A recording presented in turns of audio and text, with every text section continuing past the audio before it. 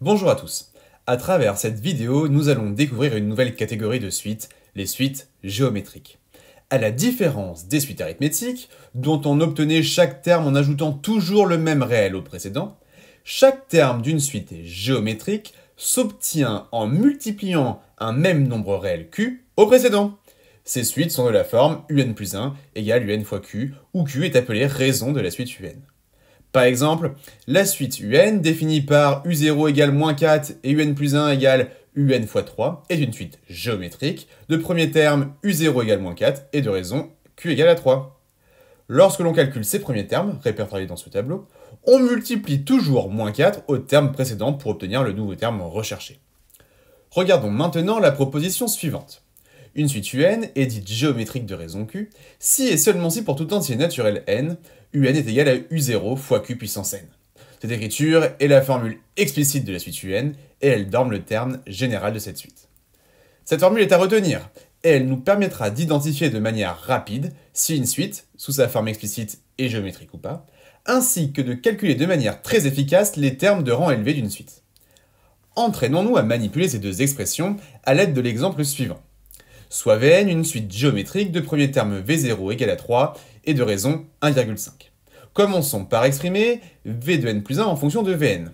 Sachant que Vn est une suite géométrique et qu'ici Q est égal à 1,5, alors Vn plus 1 égale Vn fois 1,5. Calculons maintenant V1 et V2.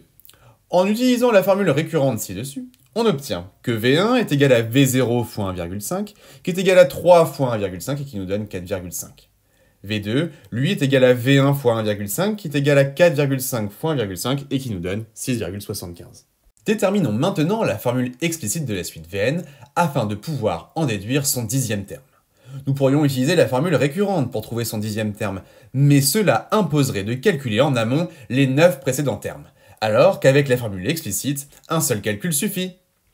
La suite Vn est une suite géométrique de premier terme V0 égale 3 et de raison Q égale 1,5. Donc, son terme général est Vn égale V0 fois Q puissance n, qui est égal à 3 fois 1,5 puissance n. Ainsi, on peut en déduire son dixième terme, à savoir V9. V9 est égal à 3 fois 1,5 puissance 9, qui est égal à 115,3301. Pour finir, nous allons maintenant apprendre à montrer qu'une suite est ou n'est pas géométrique. Pour cela, soit nous reconnaîtrons la forme explicite ou récurrente d'une suite géométrique, soit nous utiliserons la proposition suivante. Soit Vn une suite dont tous les termes sont tous non nuls.